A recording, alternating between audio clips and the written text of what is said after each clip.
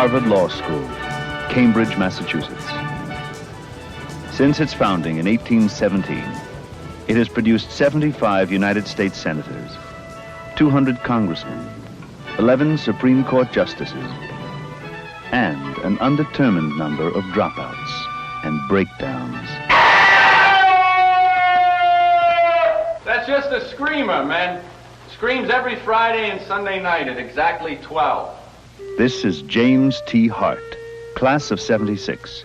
He has a birth certificate, a driver's license, a high school diploma, a draft card, a college degree, and he's about to spend 3 more years of his life chasing another piece of paper. Loudly, Mr. Hart.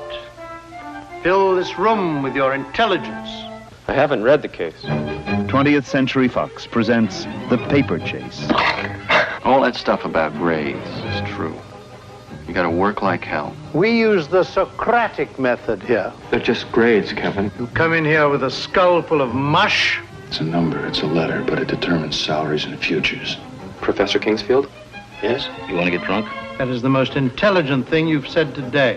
There's no guarantee that we're all gonna be here in the spring. Some of us might have nervous breakdowns. One more word out of you, Anderson, and I'll lock your head in your attaché case. What did you say? The Paper Chase. Every guy in this house almost flunked out the first year. It's not too hard to see why. They had broads on the brain. Oh, do you mind? There's someone following me. Just to the corner's all right. I'll walk you home. I'm telling you, Hart, the worst thing a law student can do is get involved with a girl. I haven't been working hard enough since I've been seeing so much of you. And it's all my fault, is that what you're saying? Why didn't you tell me you were Kingsfield's daughter? Our relationship has changed. It certainly has. I feel like an intruder. Not in his bed, but in his study. Oh my God, he's back. Listen, get the kitchen. So what do you say? Well, he just said he hoped it wasn't a law student. The Paper Chase. I found something. There's a room above the stacks where they keep all of the actual notes the professors took when they were law students here. I want to see the notes. I want to see Kingsfield's notes on contracts. I shall be irrational. Panic has descended. Oh my God, oh my God! Oh my God. What have you been doing in this room? Well, he may flunk me! Mr. Hart, here's a dime. Call your mother. Tell her there's serious doubt about your becoming a lawyer. Look, he's got you scared to death. Oh, you're gonna pass, because you're the kind the law school wants. You'll get your little diploma, your piece of paper that's no different than this, and you can stick it in your silver box with all the other paper in your life. You are a son of a...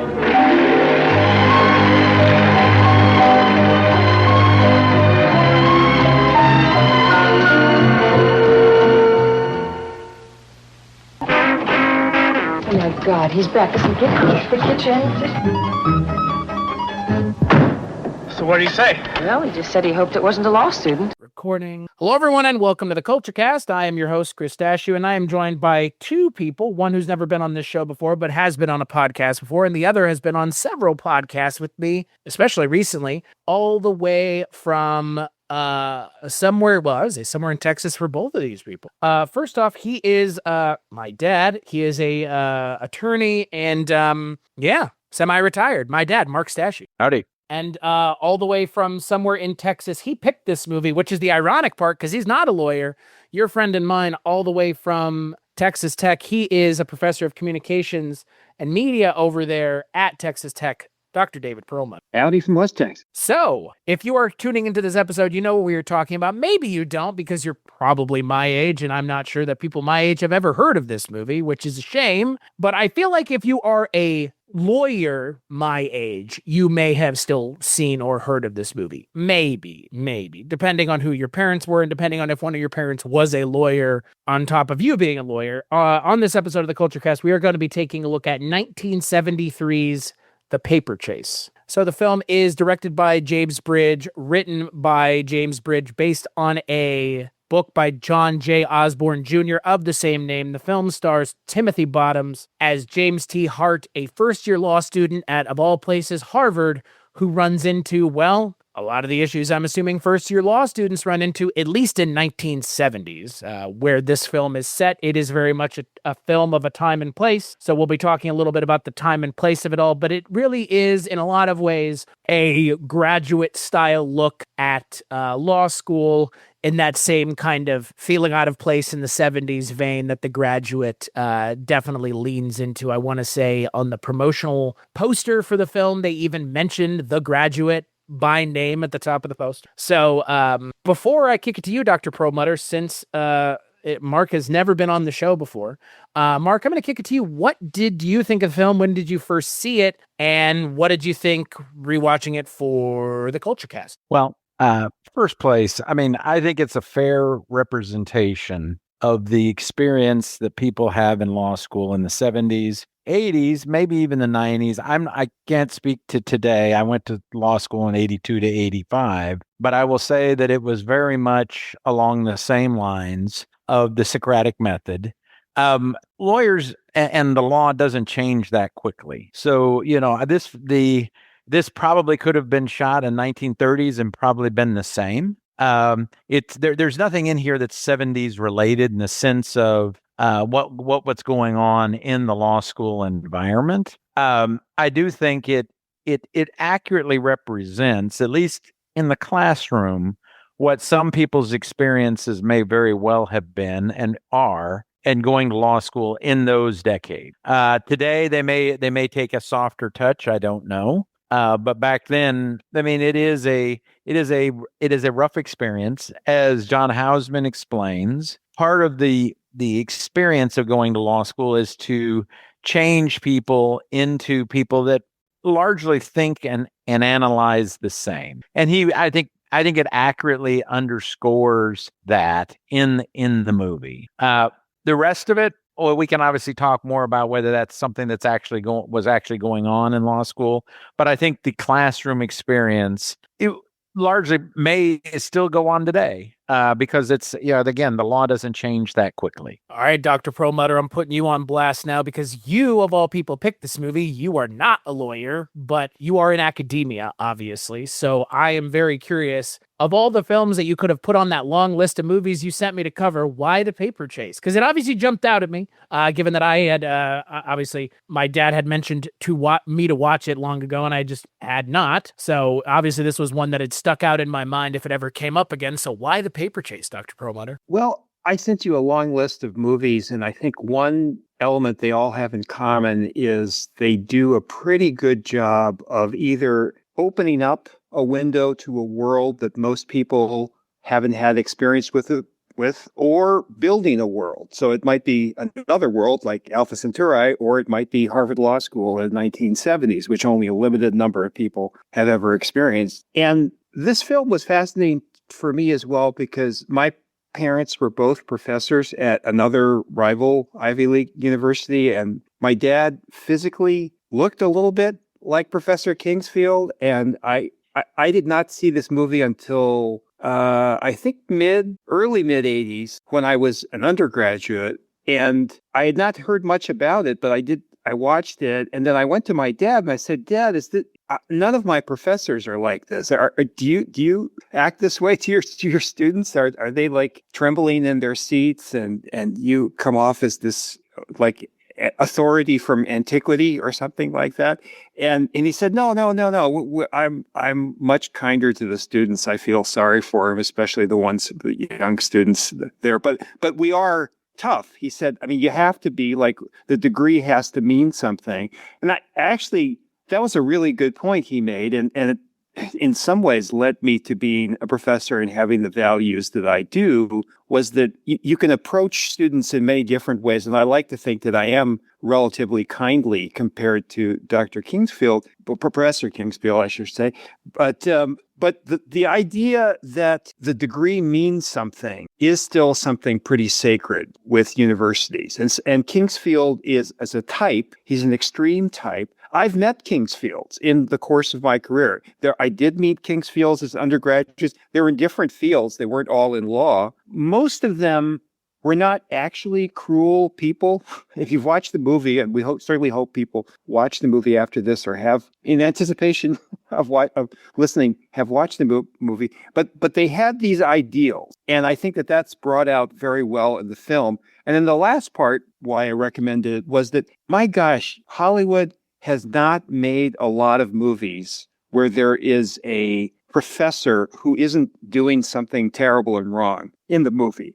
The trope and type of a professor is almost always somebody who's I won't even say that the hijinks that professors get up to in movies and television shows, but here's one who's like ethically just pristine, like he's an ideal, high integrity human being. Yeah, but look, I think it is. Luckily it's not misogenic, but there's no doubt that anybody that's been through that crucible will not see it as cruel and mean. Now, I will say this much. Everybody's law school experience is different. But, I mean, I went to law school, like I said, in the early 80s. I was at the University of California. It wasn't Ivy League, but I don't think it matters whether you're an Ivy League or any of these other places. It's all the same. Because, again, this is the way the law is thought it needs to teach you, is by learning, and learning in this fashion. Some professors would go, you would know when you would be called because he'd go alphabetically, or they would go through the seating chart from left to right, row after row. What he did was particularly more cruel because he was trying to catch people. At the end of the day, one of the things that people don't realize, and I think this film brings out, although it doesn't really highlight it, is the fact that law school is one of those weird places where there's only one exam per semester. Okay. Most other university courses, you have multiple exams. You may have papers. You may have all kinds of things. The traditional law school is you take an exam at the end of the semester covering 15 weeks. And if you're a 1L, it's both semesters. The middle doesn't usually count. You usually have an exam after the first semester, and it may count with respect to those classes that don't repeat. Some classes are only one semester long, but those that are 2 semesters long, generally what they say is, at least in my experience, your grade is only the one at the end of the year. Okay. So just think about that. It's a whole year worth of material that you have to cram into an exam. So it is, it has it. They get it right here, although they don't really highlight it. It really does change kind of the character of what's going on versus other experiences. The other thing I'll say is, unlike almost any other higher education, except for maybe doctors and maybe accountants, this is a professional. So they're trying to make you into a mold of a different kind of person. It's not an educated person. It's a person who's going to look at the case, look at the facts, look at the law, the same, regardless whether you're a 20-year practitioner or a 1-year practitioner. They want to beat you into a mold. And that's part of what the process is. That's what makes it ugly. That's when you look at it, you recoil a little bit about what he's doing. But at the end of the day, that's what he's trying to do. He's trying to get people to think in a particular way. He, in fact, has a line, he says, where he's taking mush in your mind and turning you into a lawyer. That's what he's doing.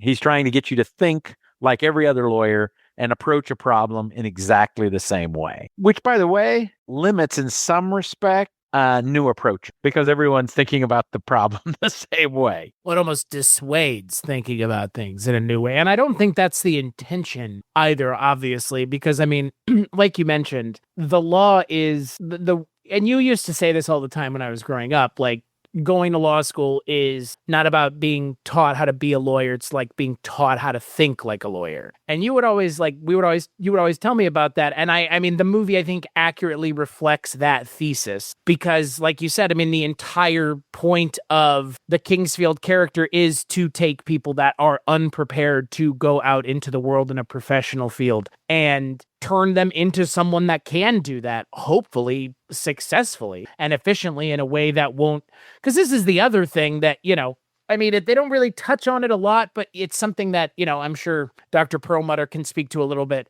All these people reflect on their university, and it's so smart to have the university be Harvard. Because if it were just, asshole university in the middle of nowhere, who cares? But because it's Harvard, because that alone on paper means something, it has so much tied to it, so much, again, like expectation, so many things. That is part of this, like, he is making sure that they're prepared to be lawyers, but also to be representatives of the law community from Harvard, a place where people will continue to want to go and be really, they don't talk about it in this, but it is a ruthless process to get into law school in and of itself. Timothy Bottom's character touches on it a little bit. He's like, I knew these other two guys, and one of them was a genius, and he didn't even get a high enough score to come here. But he never talks about himself in that regard, which is the funny part. But he's talking about the other people that he knew that couldn't get in. And it's, again, like, this is a place you want to be. I applied to Harvard Law School, like I think pretty much everybody does. Just to throw your hat into most people do, just to throw their hat into the ring to see what happens. I did. I don't know if I had gotten in there, I would have gone there any more than I didn't go where I got in anyway. And this is the point of the podcast where I mentioned I was going to go to law school and I didn't. So there's a couple other things that, in addition to the experience in the Kingsfield classroom, that I think are very true, and although it may be changing. Grades matter a lot because it does. If you're a top 10% person, or on Law Review, or both, the opportunities you get are much different than if you don't. As I understand it, and again, it's been a while, but I've kind of heard that Harvard's gone away from grades. It's, basically become pass-fail. Because they're trying to keep, trying to eliminate this. When I was going to school, you always hear the anecdotal things about, the competition's so tight that, you have some sort of research project. People go into the library and cut the cases out of the book with a razor blade so that other people can't get them, so they can't get a good grade. It is competitive. And one of the things that they say, but they don't really spend much time talking about, is there is a lot of different experience between the 1 year, the 1L experience, and the 3-year experience. They talked about it when they're talking in the shower about whether you could have a girlfriend or not, but they don't really highlight much about it. What happens in a lot of cases, and they kind of touch on it but don't really talk much about it, is your path to the future is largely set by what happens in the first year and maybe a little bit of the second year. And why is that? And the film doesn't touch on any of this at all. But after the first year, you want to try to get in. And now I understand law firms might hire you after the first year. But when I was going, it was after the second year of school. And what they were doing is they were interviewing you in the fall of the second year. They would extend you an offer to go work as an intern in the second year of summer, and you would get a job offer, hopefully, in which case the job offer basically says, as long as you graduate, you got a job with us. So it really puts an enormous amount of pressure on what happens in that first year. So, they do accurately portray that there's a lot of pressure in the first year. They don't really explain why, but that's part of the kind of external pressure that put this kind of thing on. I'll tell you, I've watched this movie. This is the third time I probably watched it in my life. There's a reason I don't watch it, is because it gives me a little bit of PTSD. I was going to ask that. I assume it has to give you some level of flashbacks, because it can't be all positive. Like like I said, maybe it's a movie that some people will find amusing, but I don't find it amusing. I find it too close to reality. It's like someone who's been in Vietnam watching a Vietnam War movie that has, realistic scenes. You recoil a bit because you remember what this really was. Again, it's. The first year is about learning how to think. The quicker you learn how to think like a lawyer, and most people have really good writing skills, the better your grades are going to be, and the better that you're going to end up in that second year, which really matters, because that really does set your career in many cases for the rest of your life. Yeah, let me offer also another lens on this that I guess people in the 70s would have absorbed more without it being spelled out in the film, is that Harvard was Harvard. I mean, today Harvard is still Harvard, but there's a lot of other famous great universities in the world. Harvard's brand, it's not that it's diminished, it's more crowded. I mean, UT Austin has a bigger endowment than Harvard, for example. UT Austin, I think, when I was applying to law school, was 3, and Harvard may have been above or below it by only 1 or 2 spots. Like, Harvard is capital H in this movie. If you go on the internet, you can find the famous Harvard letter or essay of application written by one John F. Kennedy, son of Patrick Kennedy, for Harvard. And it often gets passed around as being, well, honestly, unintentionally hilarious, because basically he says, hey, I've heard a lot of good things about Harvard. I'd love to be there, right? And today you have parents who are hiring like private consultants and videographers and from Hollywood to help put together their undergraduate Harvard applications, let alone their Harvard Law School applications. Harvard was for the elite of America. And up until World War II, college was for the elite. You can still see in some of the older films like 50s and 60s, somebody will say, hey, college boy. Most people did not go to college. What changed radically, my father being a very good example, was World War II and the GI Bill that came after World War II. And suddenly, hundreds of thousands, millions of people who may have aspired to go to college and couldn't afford to go to college or just didn't think about college were going to college. And that's where a lot of other universities began to rise because people were going to, not everybody could go, even if they wanted to, not everybody could go to the very small, relatively small classes of total number of students at the Ivies or some of the other top universities. And so there was a democratization of universities. There's lots of elite universities now, but Harvard still in the early 70s had that both like shine and also stigma. Like you may have gotten like a big plus graduating from Harvard Law School in the Boston area. I mean, yeah, I'm sure a lot of Northeastern firms and Boston firms wanted to hire you. I don't think that was necessarily true of Arizona firms.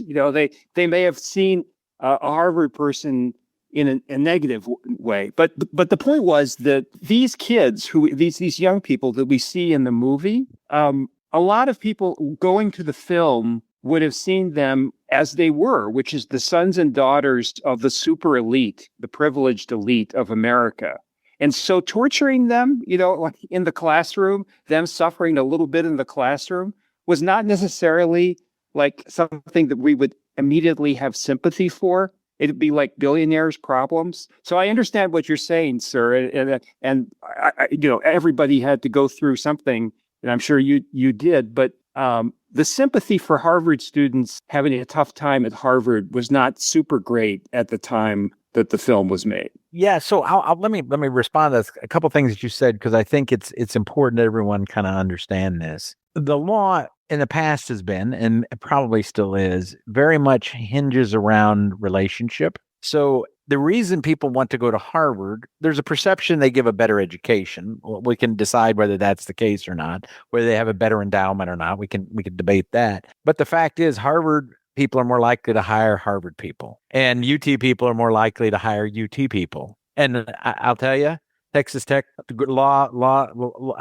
people that graduate from Texas Tech Law School are more likely to hire Texas Tech lawyers. And it's because it's very clubby. And in fact, that's what a lot of the fight to the glass ceiling and a bunch of other things. What's interesting about this movie is the number of females in the classroom. The 70s was kind of a breakout where, in the 60s, there just weren't as many women going to law school. It wasn't really thought of as a women's profession. The 70s kind of broke a lot out with what was going on with that generation. So, they would have, the 70s, if you were someone who was older looking at this movie in the 70s, what would have been remarkable to you is the number of women going to law school, because they don't really say much about it, but there were a lot in that classroom, and they were not wilting flowers. I think it was Miss Faraci that was responding and answering the questions straight up. But at the end of the day, no matter where you are, having a Harvard label will get you further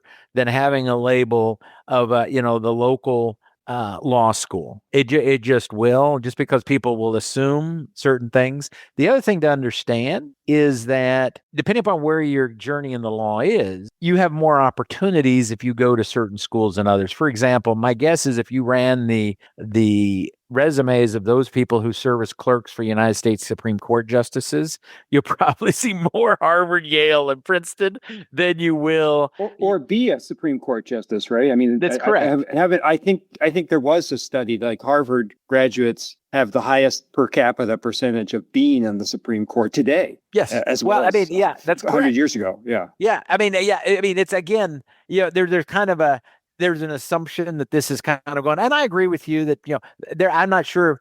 I'm not sure people need to. What's interesting about it, I'm not sure that it was trying to get you to sympathize with the characters, because at the end, and again, it's really fleeting. You have to understand. I think the paper that Kingsfield is grading is Timothy Bottom paper. They don't say it. I couldn't see the name on that blue book, but that was my guess, because what's interesting is the way the movie ends with him not seeing his grade. And I think it was trying to show that he's turning his back on the whole idea that he spent all this time to try to get these great grades, and he's kind of turning his back on it. But if he's going to go back to law school, it doesn't matter that he threw it in the water. It's still going to be there, right? Yeah. And it does, I mean, it is a little hard to see, but it is his book at the end of the movie that it's grading. And that's where the difference from the book is versus the movie, because in the book you never find out what his grade is. The book actually leaves it a little bit more wide open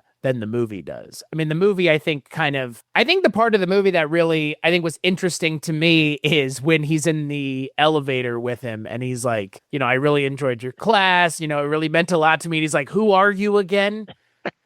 and I'm that sure was a bit overdone. Well, yeah, I was going to say, like, that's the part of the movie where, like, you're both kind of commenting on, like, he doesn't seem like he's cruel. But at the same time, how can that at the end of the film be perceived as anything other than cruel? Frankly, like, yeah, but I think it was done for cinematic effect, because if you remember, he kept telling his girlfriend that he thought he had a special relationship with Kingsfield, that he knew him, and that Kingsfield kind of knew him, and then at the end, what that elevator scene shows is he didn't know who he is. And remember, Kingsfield had given him the research project, right? Yeah. Before that. So here's a guy, so it's basically, here's a guy, you got to wonder whether he just was being, hard-headed or what was going on. But I mean, I think it was for effect to basically say, he spent all this time trying to show, tell his girlfriend how he was special to Kingsfield and he knew him and all this other stuff. And Kingsfield just doesn't, it's almost like, the trope in a movie that has a lot of assassins, where guy shooting somebody and says, hey, this is just business, it's not personal. You almost get the feeling it's kind of the lawyer equivalent of it. I don't I did all that, I don't know who you are, and it wasn't personal. Well, it's what it reminded me of is and I know you've watched it, Dr. Perlmutter. I don't know if you've seen it all, but that this movie at times reminds me of The Bear, where you have like the younger seeking the approval of the older or the more talented or more qualified. And in the third season of The Bear, there is a scene between Jeremy Allen White and Joel McHale that is more or less ripped directly from the end of this movie, where you have him confronting him and he goes, "Who are you?"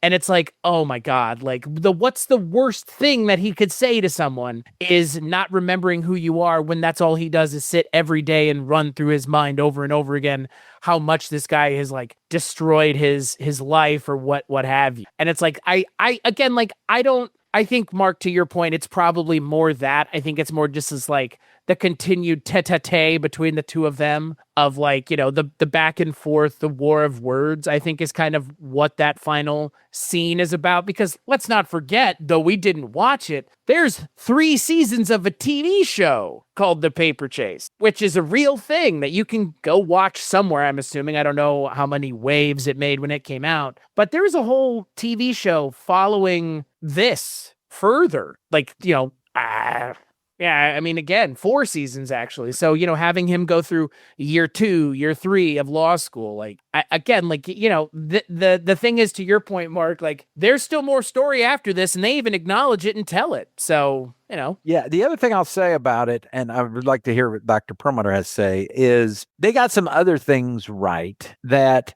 again, to your point, Dr. Perlmutter, it's exposing things that people would not have been in their ordinary experience. First place, the Socratic method is not, to my knowledge, used in anything but law school. Okay. I mean, it's almost a unique kind of animal, at least in the modern era. The second is the whole use of these outlines. Outlines are not something that I would say most college students even come close to touching. I mean, if you think about it, right, if I've got a class in political theory, I'm not writing an outline about, the books I read or necessarily what's going on. I have notes from the class that I try to condense into something that I try to, learn, in which case then I'm going to kind of regurgitate on an exam. The outlines, to my knowledge, is very unique to law school. And they really touch a lot on it, but they don't really explain. The fact is, the books that people use are a lot different than books used in an ordinary college course. If I go and take a chemistry class, chapter 1 talks about, Avogadro's number and gives a whole bunch of, explanations on how to calculate and what to do with it, blah, blah, blah. And, goes on and on chapter after chapter. In law school, what you get is chapter 1, here's case carbolic, acid versus whatever. It doesn't explain why the case is there. It doesn't explain what the case is, what's supposed to stand for. It doesn't have anything. It's like I just grab a book off the shelf and one of the case reporters, and I'm reading the case. Okay. So what ends up happening in law school, and this is part of this kind of learning, changing the mind, is you have to learn how to put all that stuff together. The professor's not helping you put it together. At least he wasn't in the 70s. He wasn't in the 80s. Maybe they do today. I don't know. So, in fact, it springs up a whole industry we could talk about later about people, you can buy outlines that basically explain what the law is as opposed to you having to create them. Okay. But at the end of the day, you as a student have to create these outlines, and they're unique to each person or group, and they're unique to every class because you got different cases, et cetera. The study groups, again, if you think about chemistry, I don't know that you have study groups for chemistry, but here it is, typical. I didn't participate in any of them, so I really can't say the inner dynamics of those, but that's a real thing. So like I said, there's a lot of things in this movie that are real. People busting down emotionally. I won't say committing suicide is necessarily, something that's a regular event. I don't know one way or the other, but breaking down mentally. Yeah. I mean, there's a pretty good washout rate, not because you flunk, but people just give up. They just walk away from it because it is a kind of one of those kind of experiences, almost like boot camp, where they're trying to get you to behave and act in a particular way. So you have to create your own outlines that teach you the law that you then you don't regurgitate the outline. What you have to do is you have to use the outline that you've written to be able to answer the question. Because guess what? Your exam looks like a case. They give you a bunch of facts, and then they say, what are the causes of action, or what should the plaintiff or what should the defendant do? And you basically have to use the learning to create basically your own kind of answer. So it's kind of a unique kind of thing. It's not really, you're not there to regurgitate Carville, acid case. You're there to regurgitate, to use what the holding in that case was to decide some other set of facts and try to extend the answer in there, which makes it kind of unique. And I'll say this, the guy with the 800-page outline, those exist. The ones with the 2-page outline, those exist. I mean, it's, those are all those are real things that, whether it's all the time, I don't know, but everybody's got their own style. When I took exams, I had an outline I, created myself. And then I created another outline before I took the exam that was shorter, that would allow me to actually get to the answer quicker. And, that I could actually memorize. You can't memorize 40 pages, but you might be able to memorize 5. Yeah. And by the way, Chris, I hope you attached to the notes for this episode your dad's outlines. I think we all want to read them. Oh my God, I can't even imagine what those would look Well, I'll like. tell you that people use my outlines to get good grades. So a lot of my friends. I was gonna say, I'm sure. Other than they were really good, I can't imagine what they look like. But I'm sure that they were, exactly. I know how good of a lawyer my dad is, so I know that didn't just happen yesterday. I definitely think your dad is an excellent advocate and counselor right now. The Roman historian Livy made a comment in one of his writings about the gods do not give all their gifts to one man. And I think this movie sort of pulls that out. There's a character here. He's named Kevin Brooks. We have to remember this is graduate school, right? So this is not first year freshman college. This is like these people have already graduated, probably with top grades and recommendations and everything to get into Harvard Law School. So there's a pre-filtering, right? This isn't a bell curve of humanity here. This is like the last 3% or 2% of a bell curve. Now, this is Harvard in the 1970s, so some people got into law school because, their father's brother's cousin is a Supreme Court justice. There's somebody gave him $1 billion to Harvard too. So, I mean, there's other ways to get in besides pure ability in 1973. But there's a character called Kevin Brooks, and he is sort of the antithesis of what Kingsfield wants. He is portrayed as like super smart in memorization. Like he got through his undergraduates because he memorized everything and was able to regurgitate everything in the final exam. But that's not law school, as you are saying, sir. Law school is about thinking. It's about reacting on your feet, certainly being familiar with the law. If you're arguing a case before the Supreme Court and you go like, oh, yeah, in that case, I forgot what its name, but, the one with the thing, you're probably not going to do well. So you do have to remember an immense amount of stuff. But this Kevin Brooks, the one who, and we'll just give it away, at some point tries to commit suicide because he's never failed at anything in his life because he is a certain type of intelligent, right? So the gods have given him a certain gift, but it's not a gift that's going to help you pass Kingsfield's class or probably pass law school or probably be a good lawyer because he doesn't seem to be able to take and synthesize and apply what he's learned. And I want to give you one example of this, probably of one of the most famous lawyers in the history of the world who didn't go to Harvard, a lawyer named Abraham Lincoln. Just out of pure coincidence, I was looking something up related to this. Lawyers spend a lot of their time talking and advocating and counseling and speaking. And so being able to get up and speak succinctly to a jury or you can fill us in from, I'm getting this from my lawyer friends and from television, and movies. But so Lincoln famously had these debates with Stephen Douglas in the 1860 presidential race, the Lincoln-Douglas debates. And these were like, they would get up and debate for 7 hours, slavery, all the tariffs, all the issues of the day. And somebody on the internet asked the question about I read that there were 12,000 people at some of these debates. How did they hear what people were saying? This is before podcasting. This is before megaphones. And there were some answers, but I had remembered something I read in college. So I looked it up. A very obscure little article said that Lincoln spoke from notes, right? He did not have 7 hours. He didn't have 50 pages typed single space that he just read. He was making up, as he said. He had certain key ideas in his head and maybe some phrases from antiquity, but he basically spoke from his mind, creating argument. And so afterwards, when he wanted to quote himself or quote Douglas, he bought copies of newspapers because journalists would sit in the front row and they would try to write down the entire speech, and it would be reprinted in newspapers. And by the way, the funny thing about that is that he would get Republican newspapers, he was a Republican, and Democratic newspapers, and he would quote Douglas from the Democratic newspapers because he assumed they would be more complete, get it more accurately, and he'd quote himself from the Republican newspaper. But the point was that very early on in the law, and that you can go back 2,000 years, there's a famous book by Seneca, the philosopher, had a father who was a lawyer. This is 2,000 years ago. And he writes about, to be a good advocate, you have to not just know the cases of the law, but to be able to immediately marshal arguments in your head. So this emphasis on that is, as you're saying, sir, it's not unique. I mean, like engineers need to do this.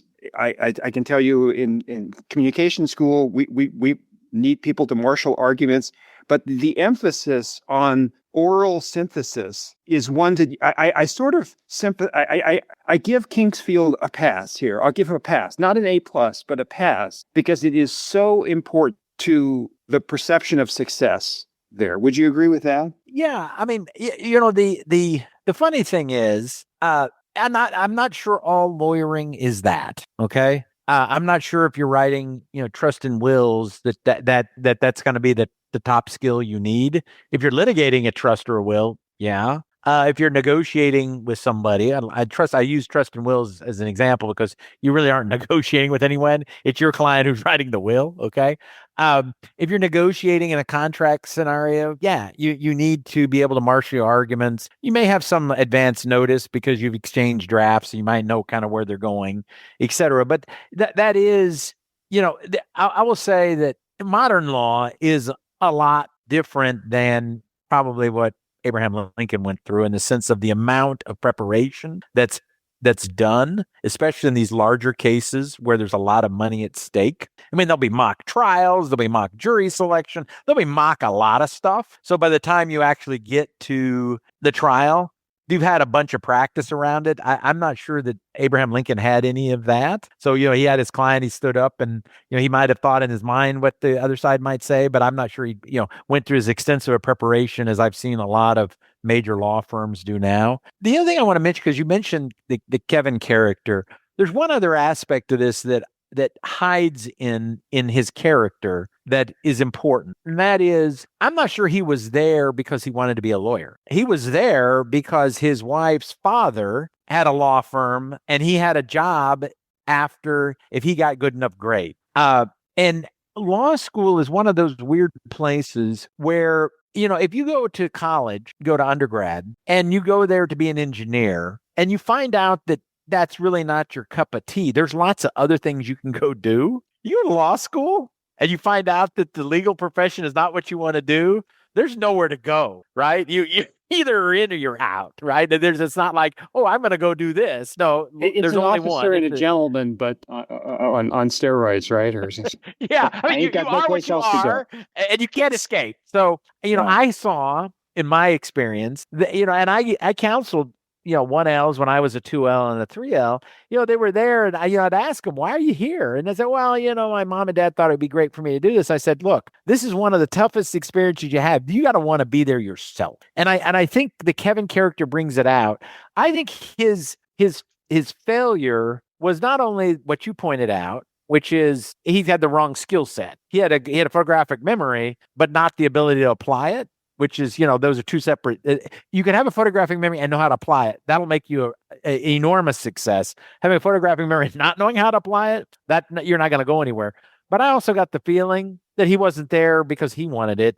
He was there because his wife's father had a job for him, and that's what it was expected that he do in order to take care of his wife. And that's why I think the pregnancy adds fuel to the fire. He just sees the world closing in on him. He's got all these kind of obligations, and he doesn't see how he's going to make his way through. He produces an outline of 3 pages that is essentially useless. As the one of the three of us who was going to go to law school and then didn't go to law school for reasons that are, again, like not to go into them, but I can understand where that character is being written from in terms of, like you said, Mark, the idea of you're there for the wrong reasons. And if you're going to put yourself in this deep of a situation, you got to really want to be there because the people that are going to put themselves this far into it aren't going to complain about being there. They're going to rise to at least the good ones will rise to the occasion of being there because they want it so badly, they'll do whatever it takes. To go back to my comparison from before of The Bear.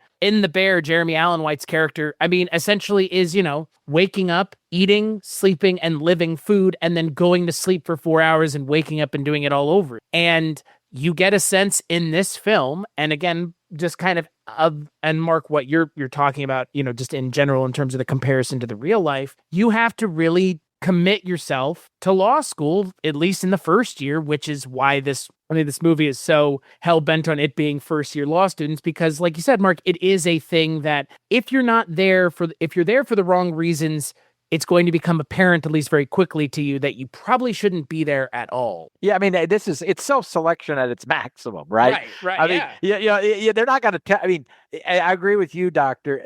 Perlmutter. These generally, at least, again, general is always, you always get problems when you generalize and try to get into specifics. But a lot of these top schools, let's call it the top 100, are going to have the best of the best. They're going to be people who were very successful in college. They were very successful in taking standardized exams, the LSAT, and they're very, so that's who these people are. So, when I said writing is basically, if you can't write, law school is not a place for you. So, everybody there can write well. Everyone there generally can speak well. And they should be able to read very well. I will say the one thing that makes law school, the one differentiator, they don't really show it here, although they allude to it, the amount of workload. I mean, he's talking about, 5 hours, 6 hours, 7 hours of study. Yeah. But that's also a function largely of how quickly you can read. The faster you can read, it's really a reading exercise, how quickly you can read and synthesize. If you can read really quickly and synthesize fairly quickly, it's not as big a load as if you aren't able to do those two things very quickly. And I mean, I do think they show the long hours. I think most law students' experience is probably replicant of that. They probably do spend long hours. And the exaggerations have a point. Like the hotel sequence there where they just are going all in and, I guess regressing back to Pleistocene times or something, threatening the hotel. And the analogy for the rest of us at universities is a doctoral program where you're spending this unbelievable amount of time to produce one document. Now, of course, you are taking classes, and those classes have discussions, and there's papers, and nowadays you're supposed to be publishing in academic journals during the doctoral program as well. But mainly, you're supposed to produce this 400 to 500 pages of original scholarship with 1,000 footnotes to prove your worth to enter the body of the professoriate. And there are so many people who are very, very smart in every dimension. Like they can synthesize, but they are just not able physically or mentally. And that's not a denigration of them. That's just a fact. They don't want to spend that much time doing that one thing. And I can tell you that I would never do it all over if I had a choice. And so the movie, I thought, really does show something that I find missing in a lot of more modern movies when they're trying to show a profession, and that is work, like actual work. It's sort of my old man. Mark, I don't know if Chris has told you, but I don't actually need to use a cane yet, but I keep a cane here. I'm sure this is a podcast, but I actually have a cane. It's my grandfather-in-law's cane that I shake sometimes at Chris, but very rarely, but just when I get mad about something. But it is interesting to me how you'll see on television or movies or law series, you'll see like the slightest suggestion that maybe being an electrical engineering or in architecture or in law or in medicine involves some work. But I think a lot of Hollywood folks think it's too boring to show people working hour after hour after hour after hour, grinding themselves there. Now, maybe they try different ways to give a hint of that. Well, they actually did a very good job in one thing, and maybe I resonate with it, and maybe if you I know you saw it, maybe it didn't resonate with you. The whole thing with the helping the professor with his treatise. Okay, so the experience, I won't say that's what happens in law school. Let's leave that there. But your experience coming out of law school, at least in the 70s and 80s and 90s, if you go to a big law firm, you're a shock troop. So, they would be, the client, would have an issue come up on Friday afternoon. And, you as the first year lawyer, second year lawyer, the partner would call you in and say, hey, we need this research. We need a memo on my desk by 8 a.m. Monday morning to give to the client, or for me to review, markup and give to the client on Monday. And so, they really show that. They do it in a different context because it's law school. You can't show it as a work context, but that's real. That was a real experience in that time frame, and probably still is. With the AI tools and everything that's going on now, I really can't speak to what the current experience is. But in the 70s and 80s, there's a generational shift. You said up through the 90s, right? Yeah, and I do think that. I wonder if the paper chase were like redone today, how they would play it. But there is an issue, and has been really since millennials entered the workplace. And because I was an administrator and I did a lot of alumni and industry outreach, and because communications grads end up everywhere. They end up at airlines, they end up at oil companies, they end up at law firms, have a communications. They end up as lawyers too. Yeah. At least undergrad communications. Yeah, journalism has always been a very, thought of as a very strong track to go to law school afterwards there, and still is today, writing and talking and researching. But I think there's, in the workplace now, there's sort of, this is before AI. But AI has only been really with us for a couple of years, so it's still playing out what's going to happen with AI. But I think that there has been an adjustment. And I remember talking to somebody who ran a consulting firm, and he ran it the way I think his father ran it in like the 30s or something. And this was a very high-end consulting firm. He would hire people. Yeah, he would hire people from Texas Tech and Harvard and UT Austin, and they would be on a 5-year track to become. This is not law, but another kind of consulting. And he would work them really hard, like super hard. And then you get to a certain level, and then you can pull back a little, and you have other people who are working that hard for you, right? But then he suddenly encountered the millennials. And he suddenly encountered somebody saying to him, yeah, but my cat has yoga at 3:00. I can't cancel the appointment. What do you mean I have to stay at the office past 3?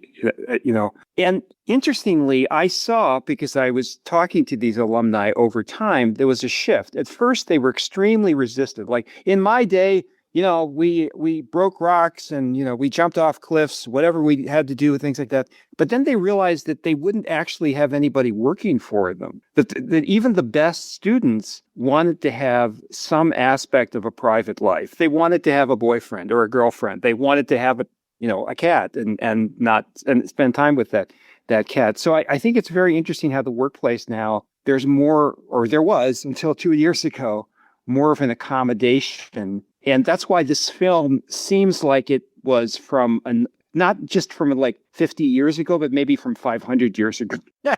Well, interestingly that you mention it, and I won't get into the millennials, but so the law works very similar to what you did just described. It used to be when I graduated, it was 7-year partner track. So you spent 7 years toiling in the vineyards to then get to be the junior most partner. And by the way, when you got to be junior most partner, you had other people working for you, but the work didn't stop. You had billables, you still had to kind of keep grinding away. So it just changed what you were doing. It didn't get easier. It changed. What happened, and maybe is reflected in what happened to millennials, is it started to be 8 and then 9 and then 10 and then 11. And at some point, people, how far out does it need to be when you just say, that's so far out, I don't even know what I'm going to be. I'm going to start my own firm. Yeah. I don't know where I'm going to be 9 years from now, or 10 or 11. So, it really speaks against, Chris hasn't really explained my journey into the law was much different. And in 85, it was incredibly different than anyone else. I didn't go to a law firm. I went straight to a corporation, and always, for the most part, my entire career, at least until recently, I was in a corporation as an executive giving legal advice, and in some cases being chief of legal of 3 different companies.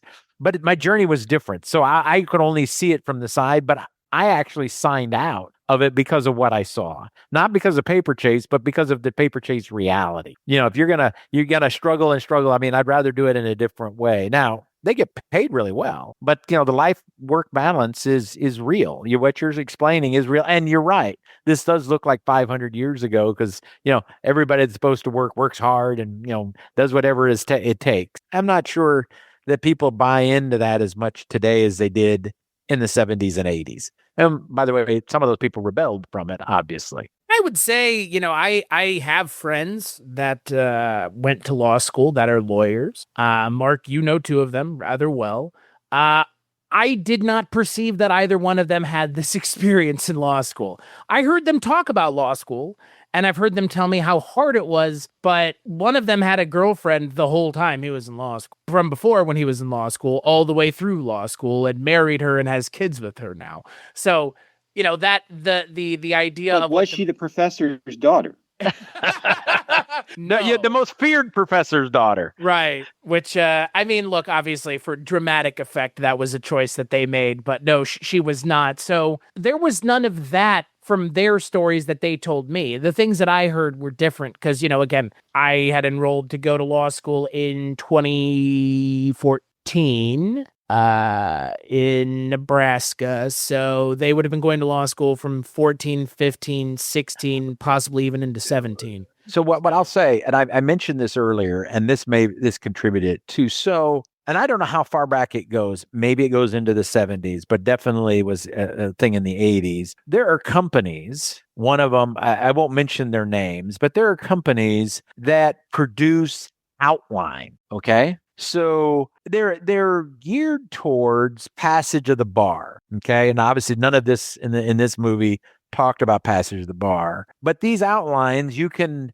you subscribe when you become a 1L and you pay, a fee, and you get these outlines throughout all of law school. So you're in property, they deliver to you a book that basically tells you what the law is from A to Z in property, okay? And it may be your experience, what you're speaking to, Chris, is that has crept so much in that the Socratic method just doesn't have any appeal anymore. Because again, the whole purpose of the Socratic method was to make the student discover the law on their own. Right. Okay. You're given a case. And they don't tell you, they have a holding, they have facts, they have the legal reasoning, and they have the holding, but the holding it's not highlighted. It doesn't say, this is the important thing about this case. So, at the end of the day, it may be that it's changed dramatically from this, and this is now just a historical artifact, because in the 70s and 80s, this was the way you learned the law. Now, I will say, I knew people in law school that did subscribe to that service and did use those outlines, and probably weren't producing their own. Yeah. I that's a very interesting point because, Mark, we are now in a liminal threshold here in higher education, where among the many crises we face is the crisis of AI. And what do you do when every student has access to those outlines, right? Yeah. For everything. Yes. Which AI has so many problems, and I actually, it's been my research area for the last 3 years, and including the hallucinations and the misrepresentation and a lot of the issues. But I find it fascinating that one of the discussion points we've been having is, well, maybe the only solution is to return to the Socratic method, because the only way that you're going to get the student unfiltered, and I really don't want to either underemphasize or overemphasize the problem, but if you want the pure reaction of a student to knowledge without any chance that they've gone through AI, that's in the classroom live with their phones in a bucket at the front of the class. Oh, that's key. And that's you key. ask them questions. So the famous line from the poet Milton about the grove of Academe where the Attic bird trill warbled. No, the Socratic method, of course, comes from Socrates, Plato, and Aristotle, sitting there under the olive trees having discussions, and that all the dialogues we have are essentially supposed to be versions of those. Maybe we're going back. Well, you know, it's actually they actually kind of AI. emphasize it here, right? So when he asks Kevin the hypothetical, you can't find it in the book, right? Kevin is trying to find it in the books. I mean, there's various aspects that flow from that. One you've already talked upon, which is, you know, that shows that, you know, just knowing that the facts is not enough. You have to know the analysis. If you don't, it falls apart. But it also points out the Socratic method is meant to be an extension of things, not something that necessarily you can just look it up in a book and say what the answer is. Right. And it does. They don't do a very good job of it here in this movie. But the idea of the law is always about the next set of facts. Right. I was recently working on a case, and the facts came out that, you know, you can't, this particular set of facts ended up with an outcome. But what you have to understand is the case is limited to those facts. The next question that the good lawyer asks is, based on the facts and the holding, does it extend to a new set of facts? And that's what Kingsfield does in those hypotheticals he poses. What about this? Well, what about this? Well, what about this? And I agree with you. There's no way that AI, if you've collected all the phone, you know, that they'll give them the answer. They have to come up with by themselves. But it's the key. You have to take away the phone, because otherwise they'll just type in the phone. They'll get an answer that they'll spout off. Right. And that, for me, you know, again, to speak to something that I experienced when I was in high school, my favorite course I was in high school was AP World History. And that was because the professor who taught that course, every exam, yes, there was a multiple choice section, but the multiple choice section was weighted less than the writing section. And the writing section was, here are, you know, 4 firsthand or secondhand documents, synthesize the information within and tell me, you know, make a statement or make an argument, or, and your argument could have even been wrong, but as long as you used evidence to back up your argument, the professor would give you marks within a reasonable grade. And, I think that, that is gone in a lot of ways from teaching now, because I think it's much easier to just teach to an exam or teach to multiple choice. And when you just are doing that, or when you're expecting that is all you're going to get, you can utilize other things to get the answers or circumvent having to do the work. I mean, again, AI is useful, but the problem with AI is, like any other tool, you can't control how, it's like a car. Some people use cars to run people over. Some people use cars to get to and from work. Some people use cars for a job, like an Uber driver. Some people have cars as part of their workforce in terms of, over-the-road trucking or something like that. But, broadly, AI is not awful. It's just the way it's being used, I think sometimes, well, if you're using it in an academic capacity to circumvent having to do work of your own, not great, really. Well, I think what Dr. Perlmutter is getting to, and I think this is the key, and I think this, I think this is a good place to kind of highlight it, is what are we trying to teach when you go to a university or you go to law school? Are you trying to teach a bunch of facts and figures, or are you trying to teach someone how to think? Right. And facts and figures, Google's always faster than anybody else can ever be. Okay. If I want, give me the population of Arizona, Google's probably better than me trying to figure it out and remember it. Okay. But AI is not as good at reasoning. And I'm not degrading AI, but you can't substitute for your reasoning. I think what they're trying to teach here and what they're trying to highlight in the paper chase, and Dr. Perlmutter, I think you're saying what you're trying to teach otherwise in the university, is how people think. Not what they know, but how to think about a problem, how to address an issue, because it's everywhere. I mean, everything that we face as a humanity has problems that you have to face and reason to conclusion. And if you just let AI do it, then it's reasoning for you. It's just not the same. Yeah, the one thing I would add there, I have a quote in my head from Stephen King, who honestly, I'm not a Stephen King fan in the sense of, like, I just don't read a lot of his stuff, and maybe I should more, but he had some pull away quote that I thought, gosh, that really sums up the challenge of being a teacher. any K through 12, university, law school, whatever. He said he met a lot of people who wanted to be authors, but very few who wanted to write. And boy, that sort of explains what I think is the problems with a lot of Hollywood movies and television shows and video games and books is that I think you need both. Like I see sometimes in like Reddit new writer or something, somebody says like, I have a great idea for a science fiction novel. Should I read any science fiction first? And I was thinking, yes, I think you should, young man or young woman or whatever you are. You really should read before you write. I mean, you should have experiences. There's a lot of things you need to do, but I think that the accumulation of facts and learning facts, how to understand facts, because facts without a context can often be meaningless, right? That's right. I mean, people can throw out fact, but the questions, like larger questions or questions about attribution or conclusions we can draw. Let's go back to that AP history class. Probably in 1973 for the AP history exam, what were the causes of the Civil War? Right now, I literally had a high school teacher who taught a semester for us on the Civil War, and he taught what he thought were the causes of the Civil War. And I think we're still discussing the causes of the U.S. Civil War. And there's a current consensus, but I can tell you it's actually different than the 50-year ago consensus.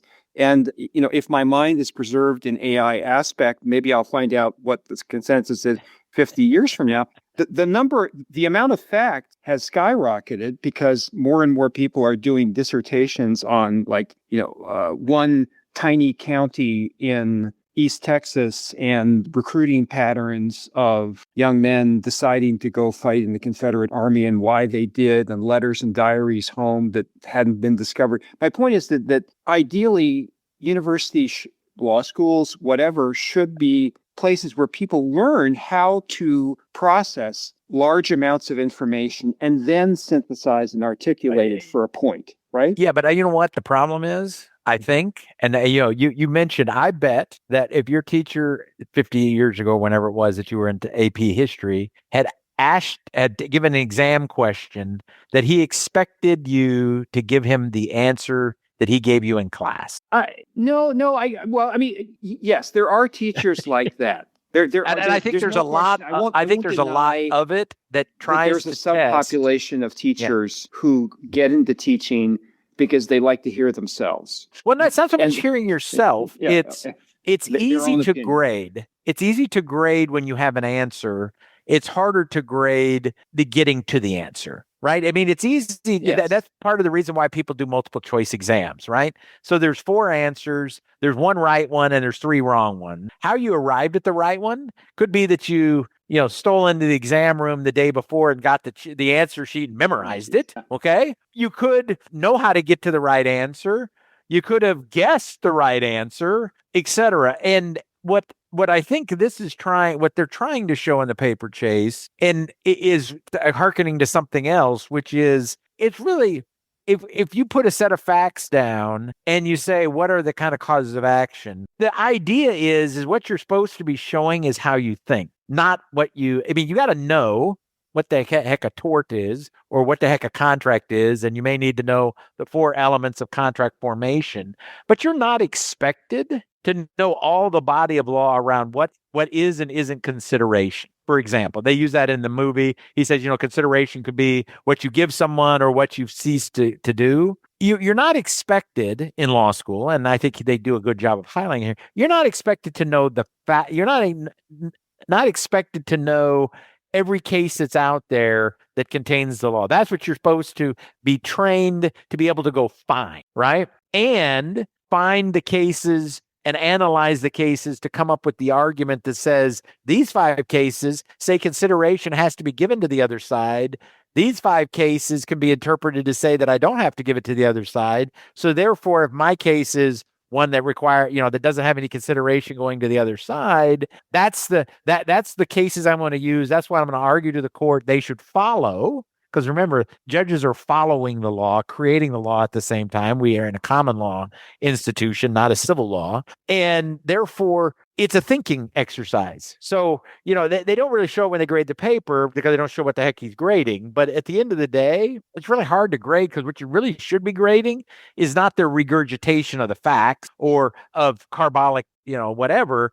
It's, hey, look, here is the way to think about this, the structure. That's what the outline is. The outline is a structure. What are the 4 elements of contract formation? But you're not expected to know every possible way that any one of those elements could be met because it's impossible. That's what you go to the library to figure out when you have a problem. Yeah, and there are some differences in different fields. By the way, I want to talk for just 1 minute about something that I found funny at the end of the film there, where Kingsfield is grading what, as Chris pointed out, what I assume to be Hart's final paper there, is that he looks at it so quickly.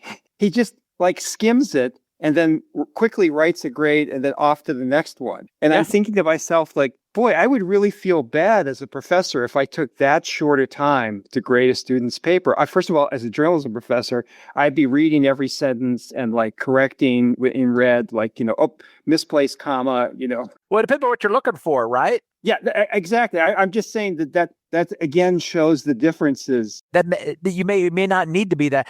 I'll tell you the one thing I was curious about the grading, though. You noticed he added some scores at the bottom. He added an 11 and I think something else. I don't know where he got those from, whether those were the fudge factors or something else. Because in my experience, and I'm sure it's still the same in college, maybe not, the Blue Book doesn't have the name on the front. It may have your student number, but it's usually on the back. So they're not supposed to know whose paper or Blue Book they're grading. In the Blue Book that he had, I think the name was on the front of the Blue Book. Well, no, it was written right on the front. Yeah. So I'm wondering if there wasn't it might have been the twist of, he didn't know who he was. They was pulling the, I don't know who you are thing, but he's giving him 11 extra points to give him the A because he knows who he is. Because when you look at what he was grading, none of those numbers that he used was 11. 30 this, 30 that, but it clearly looked like he was adding something there that I couldn't figure it out. Yeah, and that's another huge difference today is that we are expected, and I think it's reasonable to be asked to justify a grade fully. So in other words, I'm giving you 10 points for your grammar, spelling, and punctuation. I'm giving you 9 points for your argument. I mean, I don't know Harvard Law, anybody there, but a student who asks on what, can you explain to me how I got this grade? We're supposed to actually show them how it added up. And I think we would be in trouble if it said, there was a fudge there. You dated my daughter, but I'm not sure, you might be my son-in-law, so there's 11 points for that. And you gave me a good answer. Now, the prior record stuff, right? That would be unethical for me. When I'm grading a paper, I consider it to be wrong to take in anything previous the student has done. I agree with that 100%. Maybe in other systems, in the law, it's acceptable. It's no different. It's supposed to be. All mine were completely numbered. There wasn't even a name. I've had students, especially in graduate courses, I've had students who are just super shy and they really didn't. Now, if there's a class contribution part of your grade, they're not going to do as well in that one. And that's something to work on. But if I'm reading a paper, I'm not saying, gosh, I really like this guy. He's so articulate. I think I'll, give him 11 points. So I got to go ask somebody from Harvard who's still alive from Harvard Law in 1973 has to explain the grading system. Well, there's actually one other thing that's interesting, and they don't really talk about it. But harken back to what I said about how your grades come out. Your participation in class, the most I ever heard anyone professor say that you got for it was 5% of your grade. So you could sit there and do nothing. He could call on you and you could say pass or my dog ate the paper. All he can do is embarrass. I mean, it all centers on the final exam that's supposed to be anonymous. So, you think about that for a second, right? I mean, he's supposed to grade them with numbers. And at least when I was in law school, they were posted via your student number. It wasn't your name. Didn't say Mark Stachiw got an A. It said number 15678 got an A, right? We did post grades with names. I mean, we can't do that now. But like I remember there were Social Security professors. numbers, by the way. Yeah, no, I swear to God, I had a professor. I won't say where I had this professor, but like he had our name, our social security number, and our final grade posted outside his door. This was quite a long time ago. Numbers and grades, so you knew your number because it was a student number. Because in the 80s they started switching off of Social Security finally and started using a unique number for you. But they're not even supposed to know who the paper is. It's supposed to be a number that kind of ties into that. So at the end of the day, the whole exercise in the class is nothing other than just what it is. It doesn't affect your grade. The people who volunteered weren't more likely to get A's than the people who sat in the back and gave up. I'm slightly suspicious about that. Showing the way he graded that paper, I'm suspicious too. But that's I suspect kind of the thing. But the other thing I'll say is I was one of those guys that volunteered a lot, and it actually has there's a reason for it. Okay. And they don't really explain it. He doesn't explain it fully, but if you volunteer a lot, the professor's unlikely to call on you when you're unprepared. Okay. Because they get tired of hearing you, or they're tired of you volunteering. So they're unlikely to call, when they come and say, okay, we're going to start calling them. They're going to call on somebody they haven't heard from, not from somebody they've heard 20 times in the last week from. So there's actually a strategy. He doesn't mention it, but that is the strategy that a lot of those people were employing, is if I volunteer, then he probably is unlikely to call on me when I'm not prepared. I mean, it's a good strategy. It's a heck of a strategy. It's being proactive. I mean, that's the way I look at it. It worked. Anything else we want to say about the paper chase? I think it's worth watching as an artifact of the way law school definitely was, before the 70s, in the 70s, and into the 80s. Probably less so if one's going to law school today. I don't think one should be looking at that and have an expectation that this is necessarily the way it's going to be, because there's a lot of other things that are happening there. And the other thing I'll say is, there's another movie that shows a similar kind of thing. It has similar tone, but it does it in a much more lighthearted fashion, which is Legally Blonde. It's also Harvard Law. And, she has the experience with the professor where the professor gives her a hard time. It ends up a lot differently than this movie, but I think they're good bookends to look at if you want to kind of look at the portrayals of law school, and because those are the two movies that I'm familiar with that do a reasonable job of at least trying to get at a lot of this kind of pieces. Obviously, Legally Blonde has a lot of other stuff in it.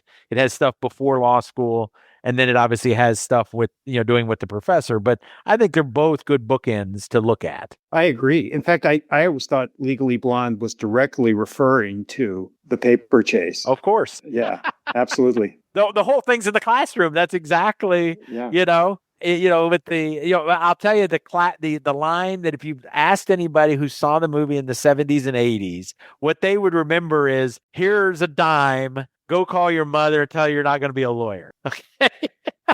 Well, the one that resonated with me was the one at the beginning where he's like, come fill the space with your knowledge. Like, it's just like such like, oh my God, like, geez Louise, this guy. I really enjoyed this movie. I'm so glad I finally watched it. Mark, I can understand why this movie would give you PTSD, but I also think because of the way things have changed, I think it is interesting to watch this and go, oh wow, things were like this at one point. But I think in a lot of ways, the system has softened to the expectations and differences of the people that are coming into the system, and I think that that's important, obviously, in the short term and in the long term. So, well, given that neither one of you have anywhere to plug, I guess I can plug myself. So weirdingwaymedia.com is where you can go to find all the things that I work on, including plenty of things that I don't work on, like 80s TV Ladies and the Projection Booth and Midnight Viewing and the Filmentaries podcast and the Feminine Critique. A lot of things. You can find all of those over at weirdingwaymedia.com. Like, rate, and review the show wherever you get it. Hopefully it's on iTunes and Spotify, because that's where it helps the most. Dr. Perlmutter, thank you so much for picking the film. And Mark, thank you so much for joining us for the first time. I think it went rather well. I didn't even say much, which is a good episode for me. I just sit here and listen. So, and as always, we'll catch you on the next episode.